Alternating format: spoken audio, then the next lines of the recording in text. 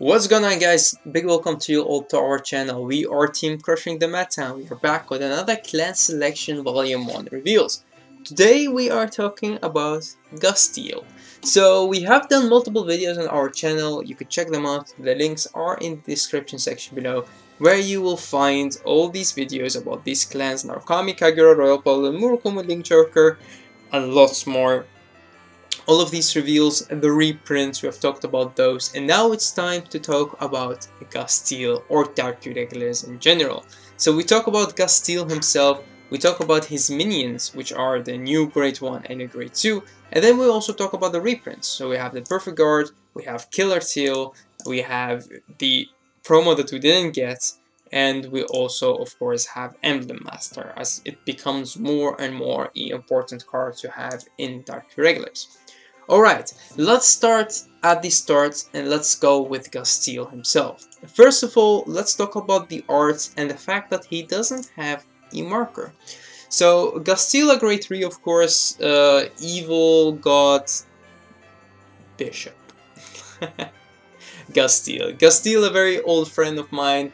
He was introduced to the game in the G era, of course, and since then I've always been a big fan of Gasteel. Then the Gasteel Stride came out and he was lots of fun to play, but when people paired him with NLK, he was actually a little bit unfair. Now with time, the Dark Irregular deck became too slow for the meta, and when you build up soul, then normally your opponent already have killed you, or it wasn't really that's amazing anymore as it was about 2 years ago when Gasteel and NLK combo was so alive.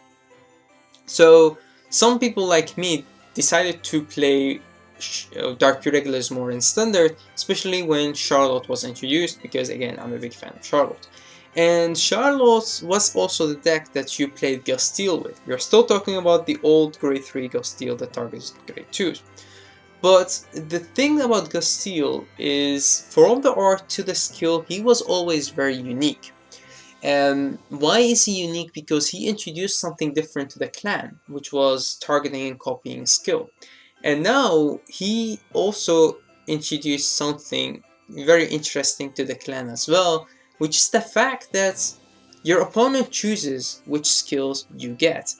And this is really great. So his ability is on Vanguard, auto ability at the beginning of your battle phase. Very important that his skill activates at the beginning of your battle phase. So pairing him with NLK is less good if we are talking standard. If you're talking premium, then yes, but I'll talk about that in a minute.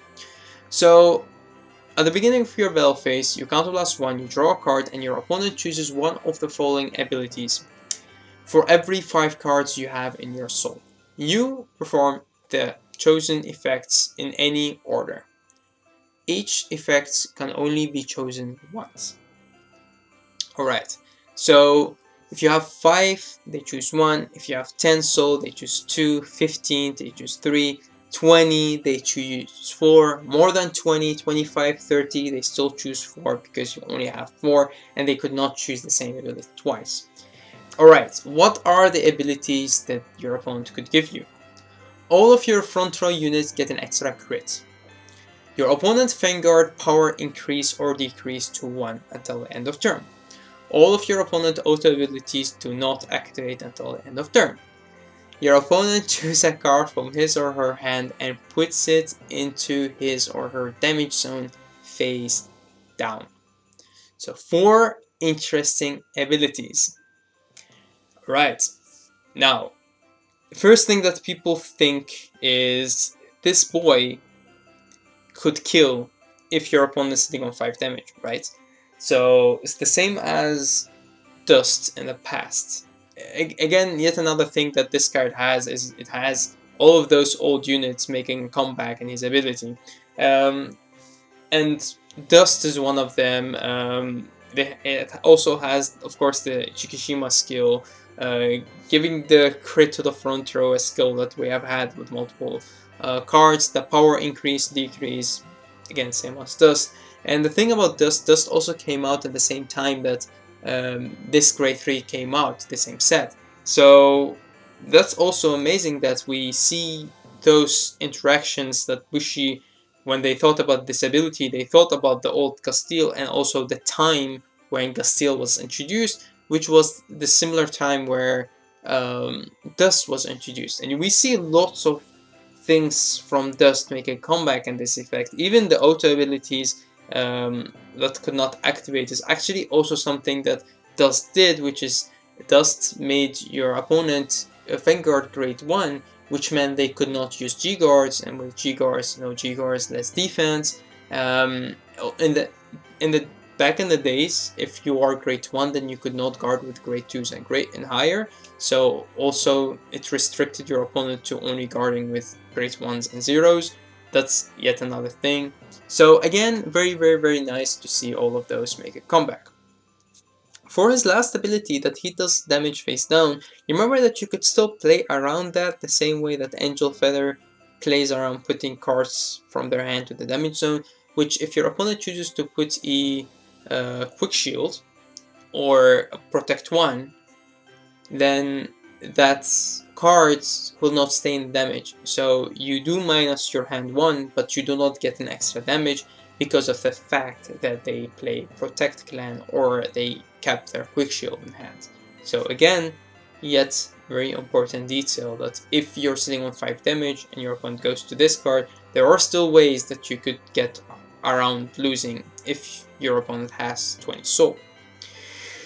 Alright, so again, a very, very, very interesting design, as in the fact that he could give your opponent the chance to choose what they want you to have, as in the abilities, and a very interesting design as to have a combination of skills that are definitely very good and very nice to combine with each other. Okay, the first one, talk about them one by one again. So, giving the front row an extra crit. Remember that Charlotte is the card that gives you the multi-attack and not the Irregulars themselves, so this would still mean that you have 3 attacks.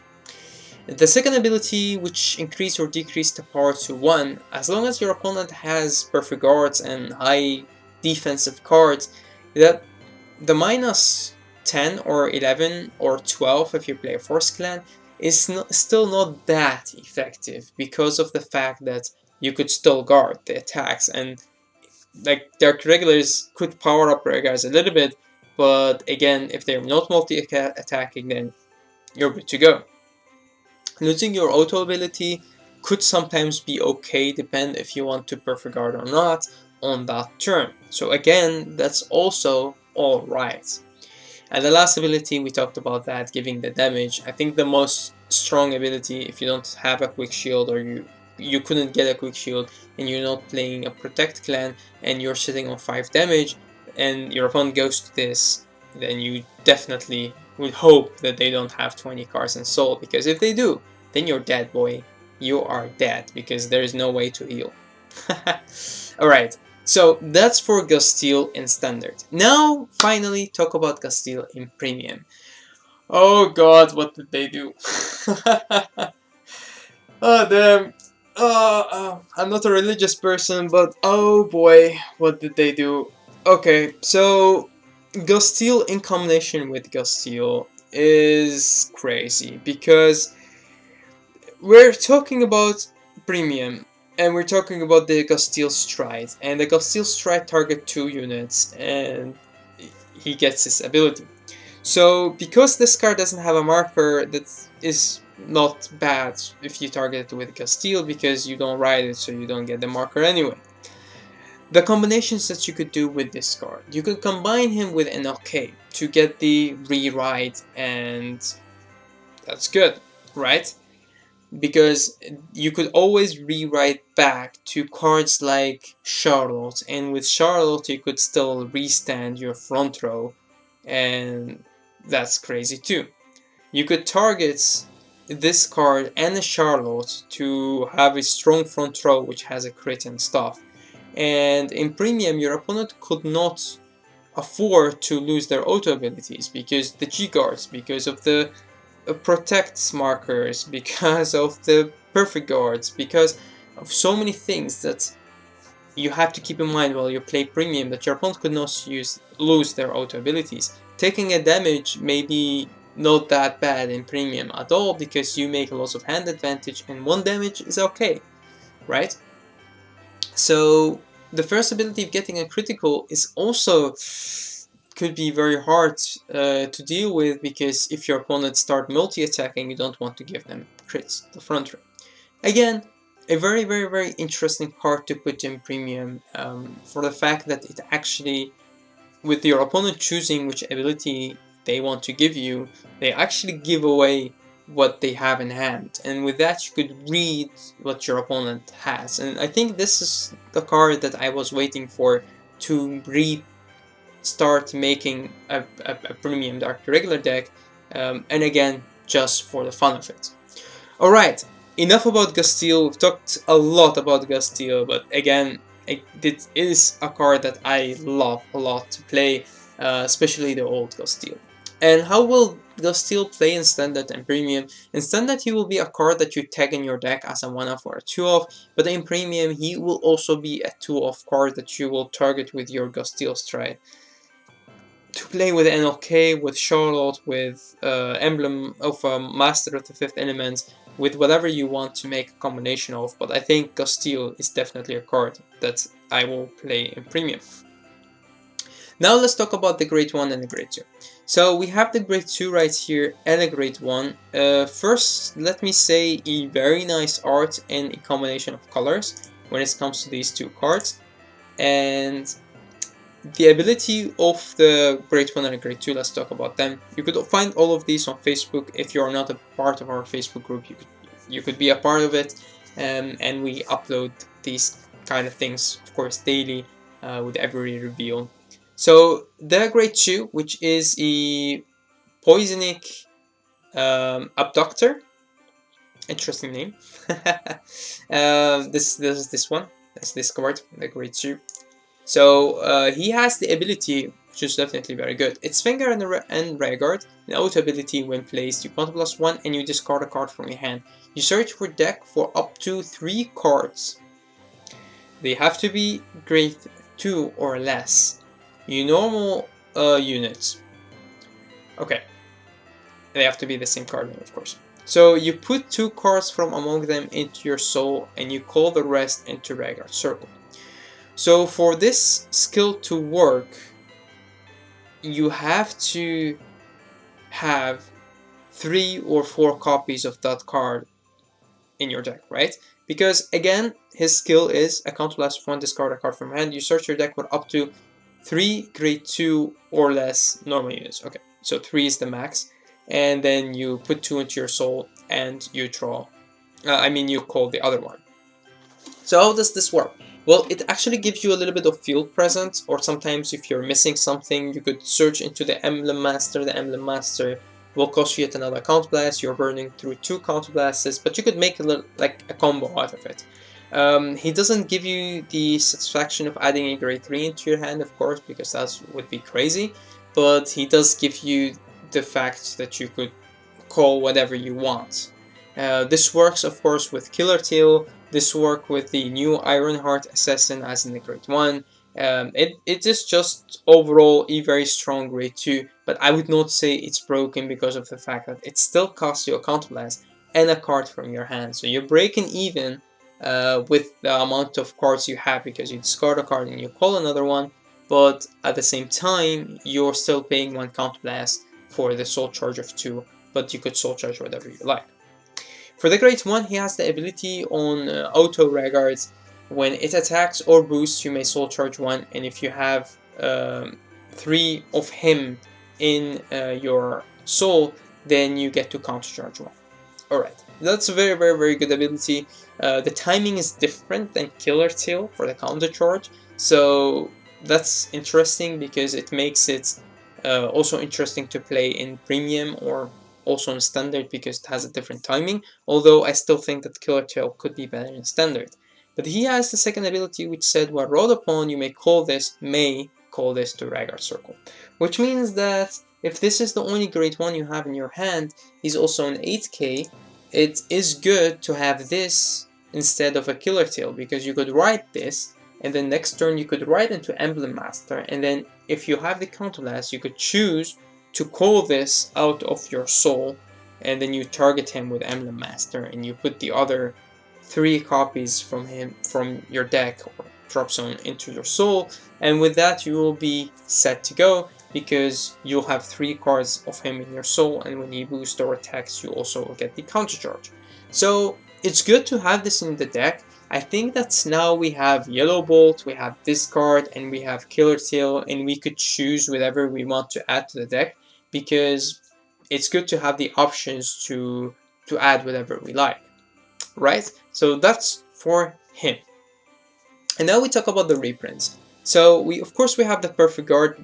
We cannot talk much about this. I mean, we're getting these, and I think it's okay. But on the other hand, the Dark Irregular Perfect Guard wasn't really that expensive anyway, so I think it's fine. I mean, they are reprinting these for every clan, so it's good for new people to get into this. Killer Tail, a very, very, very good reprint. It was a rare that was actually a little bit overpriced, and it was also only a rare, but it was a necessary card to play in Standard and in Premium. So I think it's good to have this card getting reprinted and in a RRR and maybe in an SP foiling, so people could really upgrade their decks and make it more shiny. So yeah, definitely very good, because it's now more shiny, but also because it's a card that is easier to get now, because it was a hard to get card. So now we also have the option to choose between Killer Tail and the new Assassin Grade 1, but still it's good to give the people the option to choose. Then we have, of course, the promo, long-waited promo. Maybe not that long-waited, but for us in the TCG, we waited a little bit for this. And it's a very good card. If you don't know what it does, it's pretty much you retire it, and you choose one of your opponent's Regulars, retire that as well, and then you soul charge 2. So it gives you an easy retirement, but also it gives you that extra soul that you need. So again, a very, very, very important card that you could add into your deck. He is definitely good. I think that I would be one of the people who would just play this card. Also, I like the fact that it's an act, so you could put it on field, you could attack with it, and then you could also use it later on to retire. And of course, Emblem Master. Emblem Master and Killer Tail were very, very, very smart choices from Bushi to reprint. And that's actually it. That's actually it for this video. Talked about Gasteel for a very long time, but that's why I wanted to do a different video from the ban list, because Gasteel for me, as I said, it's not an OP card, not in Standard, also not in Premium, but it's just a so interesting card to play. And the reason why I love to play Vanguard, or one of the reasons why I love to play Vanguard, is that you are not playing against a computer, but you're playing against a human being. And that human being is sitting in front of you most of the time if you're not playing area. And with Gasteel, or with Vanguard in general, you could sometimes read what your opponent has in hand, what their playstyle is, if they're bluffing, if they're doing this, if they're doing that.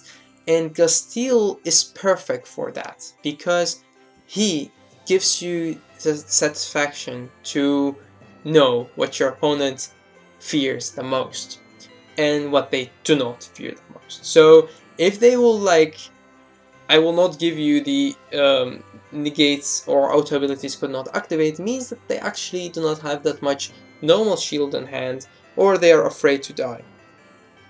If they do not give you the crit, which means they actually would want to take a damage or 2, but they have less cards in hand, but they would like to take 1 or 2 attacks, and they would not want to give you the crit.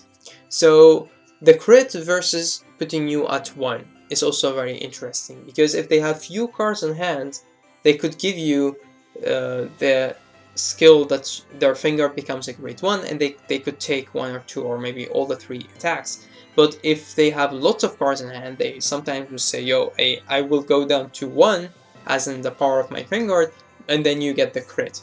So that's between those 2 abilities. Then we talk about the auto ability. If they have no Perfect Guard, or they want to keep the Perfect Guard for later on anyway, they would be like, yo, hey, I would not use my auto abilities this turn, because I will guard with the Sentinel crit or with whatever cards I have in hand. But all in all, whatever they choose, they actually have to give away what they have and what they don't have in hand, because that's what Castile does right here. That's his purpose, to understand what your opponent has in hand and to maybe kill your opponent on that turn. Alright, thank you all for watching, thank you for tuning in on our channel, thank you for being an amazing subscriber and commenting and liking our videos. We hope to see you in the next video, as well as we will, I think, reveal Touchkazi, but I also have heard that we will get the reveal for Grand Blue. So will we get Grand Blue in the next stream, or will it be on Friday? I don't know for certain because I didn't check it out, my bad. But we will wait and see what the next reveals will be. Hey, that rhymes. Alright guys, thank you all for watching. Till next time.